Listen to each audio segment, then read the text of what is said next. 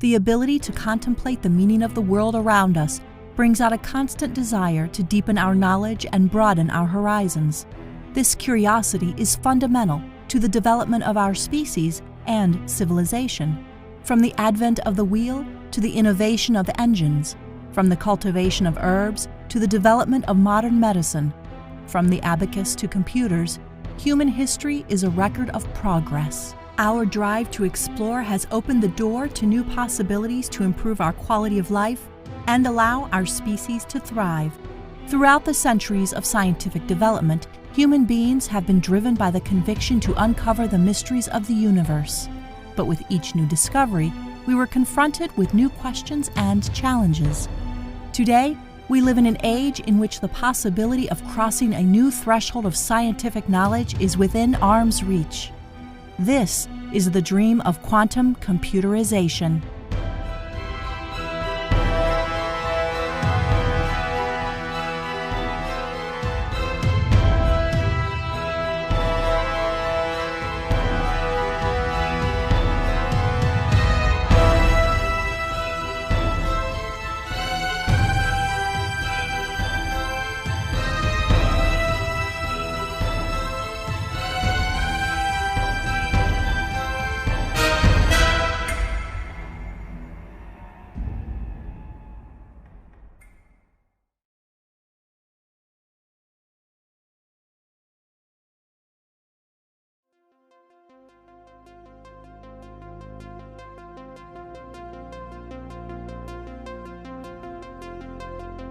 In 1980, Russian-German mathematician Yuri Minin was the first to propose the idea of quantum computing.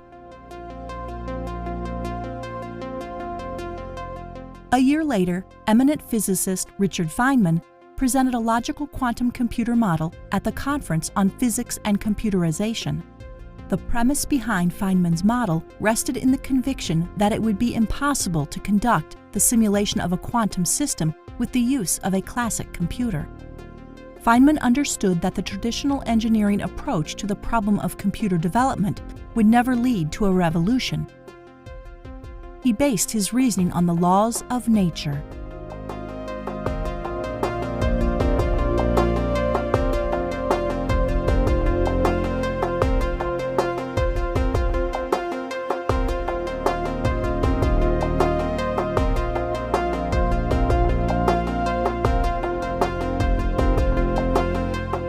Feynman's lectures from the last years of his scientific activities are considered by many to be a key moment in the development of quantum computer theory.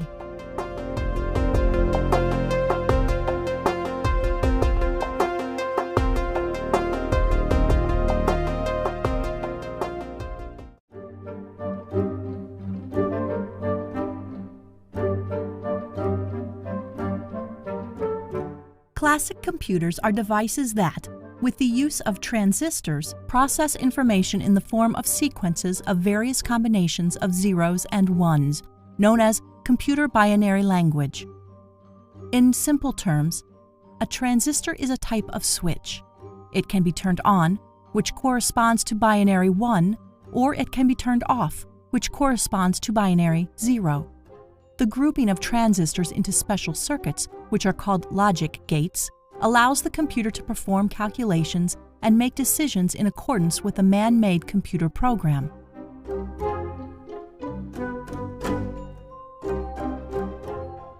The computer's processing power depends on the number of transistors used. According to Moore's law, today this power is doubling every 2 years. As of 2014, the commercially available processor processing the highest number of transistors is the 15-core Xeon Ivy Bridge EX, with over 4.3 billion transistors. In the case of graphic processors, the world's record belongs to NVIDIA, which offers computer accelerators, in which the number of transistors exceeds 7 billion. Although this type of device is admirable and undoubtedly contributes to the development of science and technology, it does not change the fact that there are still some problems of higher rank, which could not be resolved in optimal time, even by the most advanced classic computers. No conventional solutions or improvements can compare with the endless possibilities offered by the laws of quantum mechanics.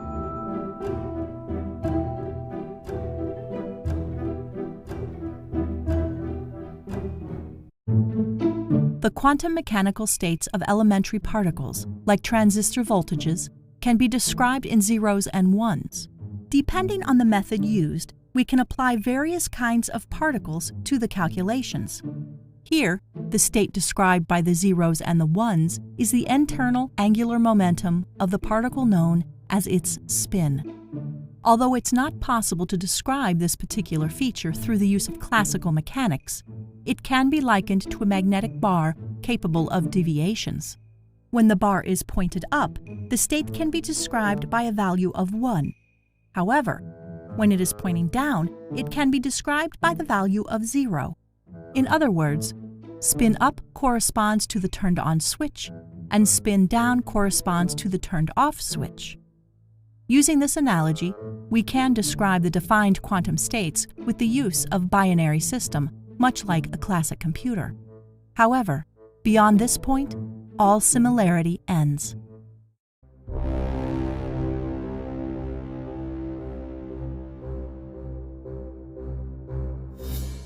The advantage of quantum computing mainly rests in the quantum mechanical feature, thanks which an elementary particle can be in multiple states simultaneously. This type of phenomenon, called superposition, occurs before the measurement that defines the particle's permanent state. Before the measurement, when there's no surrounding noise, the elementary particle experiences superposition, manifesting its quantum ability to occupy multiple particle states at the same time. Thus, in accordance with the principles of quantum physics, a spin of exemplary particle may, in a parallel manner, indicate all directions at the same time, forcing us to describe it with 0 and 1 simultaneously. Thus, unlike the classic computer, where the basic unit of information is 1 bit, expressed by just one number in binary notation, in the case of quantum computing, information is expressed through a quantum bit, i.e., so-called qubit, which is described by both 0 and 1 binary units simultaneously. Working with qubits provides us with incredible new possibilities for the effective processing of databases beyond what we could have ever before imagined.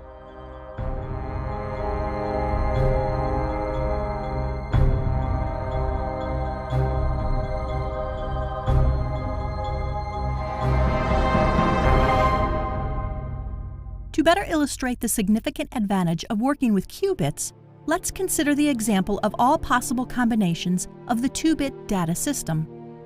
We have 4 possible states: 0, 0, 1, 0, 0, 1, 1, 1. A 2-bit classic computer can at the most simultaneously perform one of these 4 possible functions. In order to check all of them, the computer would have to repeat each operation separately. A 2-qubit quantum computer, due to the phenomenon of superposition, is able to analyze all of these possibilities at the same time in one operation. This is due to the fact that 2 qubits contain information about 4 states, while 2 bits only contain information about 1 state. Thus, a machine with n qubits can be in superposition of the 2 n states at the same time. A 4-qubit computer could analyze 16 parallel states in a single operation. In comparison, a 4-bit classic computer can only analyze 1 state. To achieve the same solution as the quantum computer, the classic computer would have to repeat this operation 16 times. The advantages of quantum computing will continue to increase with the increase in data. It is thus possible that a 500-qubit computer could one day analyze more data than there are atoms in the observable universe.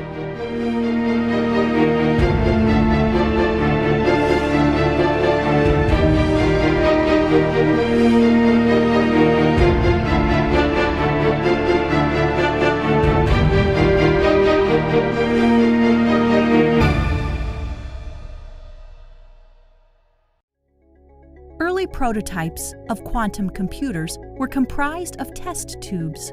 Scientists Neil Gershenfeld, Isaac Huang, and Mark Kubinets made use of the phenomenon of nuclear magnetic resonance to create the first quantum computer model.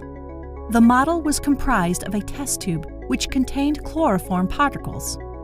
The apparatus was placed in a constant magnetic field. That helped the scientists to focus on the interactions between the spins of hydrogen and carbon, which acted as a logic gate.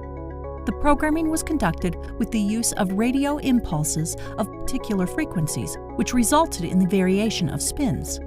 The test tube computer model successfully found the element in the 4-element dataset. Although these early experiments were successful, researchers from University of New Mexico claim that these early computer models were nothing more than classic simulations of quantum computing. The possibility of actually developing such a system for practical applications is not readily conceivable. To develop a fully efficient quantum computer, certain requirements must be fulfilled. One of the most important is to create appropriate conditions under which it would be possible to manipulate qubits while allowing them to maintain their unique properties. It is a very difficult task that requires great precision and special equipment, but doing so would give way to a plenitude of possibilities offered by the fundamental laws of nature. However, in a macro world such as ours, there are many obstacles to the development of quantum systems. One of the biggest problems faced by scientists working to develop quantum computers is the issue of decoherence. Each elementary particle is subject to wave-particle duality, meaning that sometimes it behaves like a particle and other times it behaves like a wave. The particle behaving like a wave is subject to a phenomenon known as unitary evolution, which is described by Schrödinger's equation. It's a state in which noise from the surroundings, i.e., decoherence related to, among others, thermal energy is not sufficiently large enough to trigger the leakage of very susceptible quantum information. Such evolution of entanglement and mutual decoherence may be analyzed and controlled in time, which allows for the processing of information in a completely new way. Additionally, it is essential that the qubits remain in the state of quantum entanglement only with each other, forming a coherent system in which the exchange of quantum information may occur between them. Unfortunately, our surroundings are comprised of elementary particles, which only serve to disrupt the precision of quantum processing. Such uncontrolled entanglements of qubits with the surroundings outside the system could lead to a leakage of important information. Consequently, it's essential to isolate and cool the quantum computer processor where the calculations take place. The cooling of the processor to extremely low temperatures, near absolute zero, helps to calm the qubits by propelling them into a state of extremely low energy levels, and as a result, makes them easier to control. Cooling is also important due to the fact that some of the superconducting materials used in the construction of quantum processors and their unique properties can only be used at very low temperatures. Aside from nuclear magnetic resonance, other solutions and phenomena may be used to create a quantum computer, such as polarization of light, Bose-Einstein condensate, quantum dots, ion traps, or fullerenes. Regardless of the method used, the goal is to achieve the capability to control quantum states in such a way that it would be possible to program the computer, perform the calculations, and finally, read the desired result. In 2012, scientists from the University of New South Wales created the first single-atom transistor made of silicon. In light of the many positive and interesting results of the research on the control of quantum states, the team of Australian researchers, led by Michelle Simmons, has garnered worldwide recognition. You look at it, people want to get computers that work faster and faster. They want to spend less time surfing the internet. They want to solve problems that they just can't do. They want more graphics. So whatever's happening internationally in the world of silicon chips, they are getting smaller every year, and that's actually driven by the market. The market wants things smaller, they want things faster. And it's been theoretically predicted many years ago, if you could make a computer that worked in the quantum regime, you would be able to solve problems you just can't do with classical computers. First of all, you've got to create the single atom device, and the technology to do that just didn't exist 10 years ago. How do you put a single atom in silicon? How do you encapsulate it so it's in a crystalline environment, so it's still within the semiconductor host material? And then how do you actually put wires down to connect to that single atom so that you can control that single atom?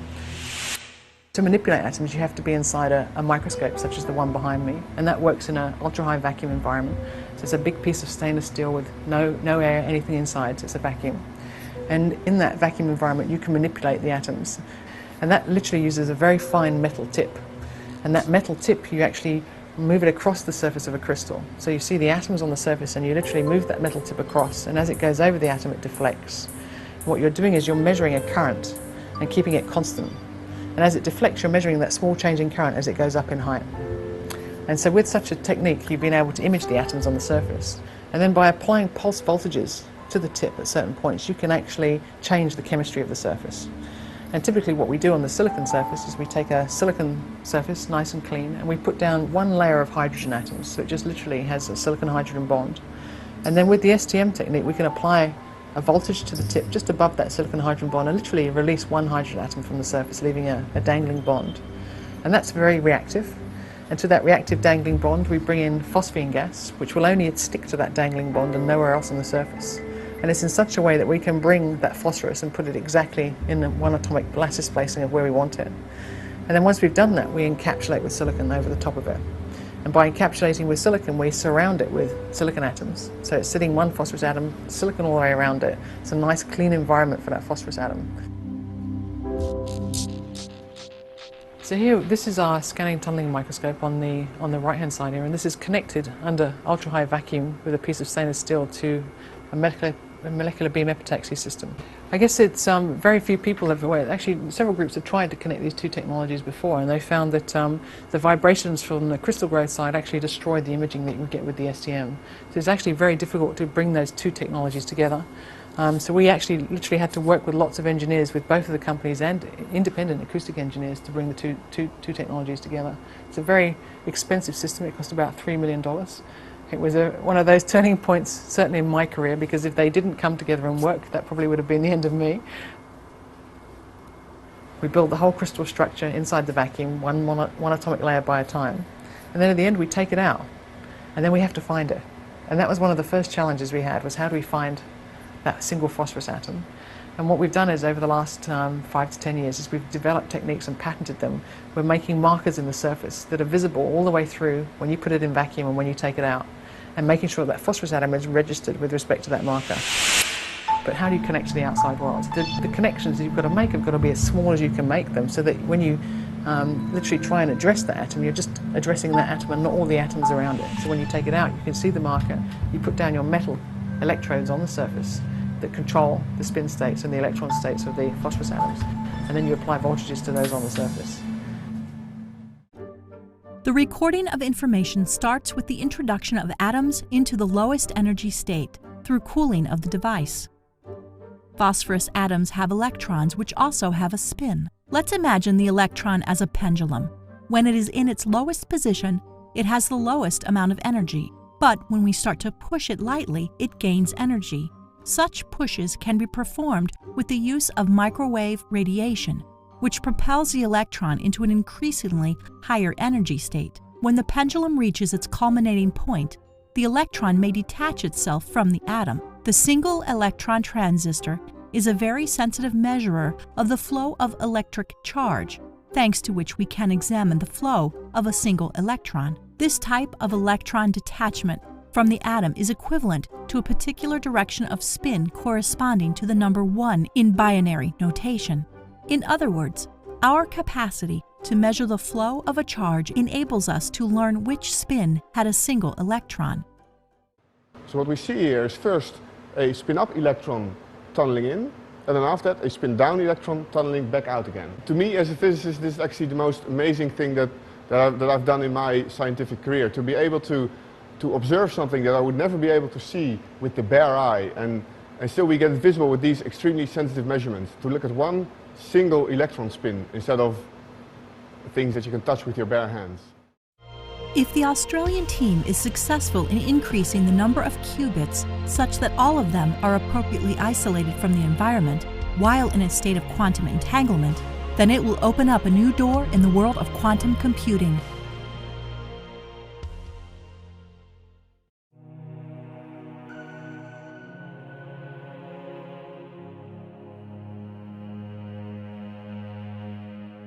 In addition to the universal model based on logic gates, which the Australian scientists have worked on, there are many others.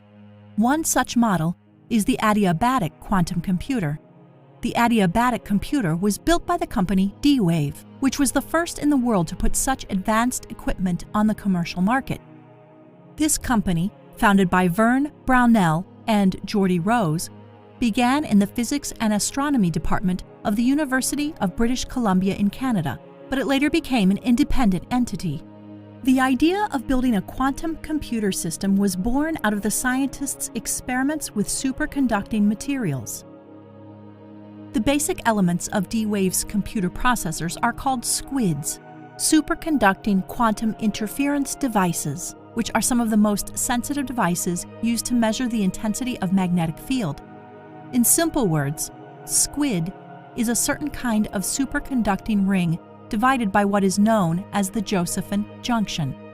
The superconducting materials that make up these devices have certain unique properties, thanks to which, at very low temperatures, nearing absolute zero, quantum uniqueness takes precedence over the classic principles of physics that we are accustomed to. For example, in the cooled superconductor, or SQUID, the phenomenon of electrical resistance does not occur at all.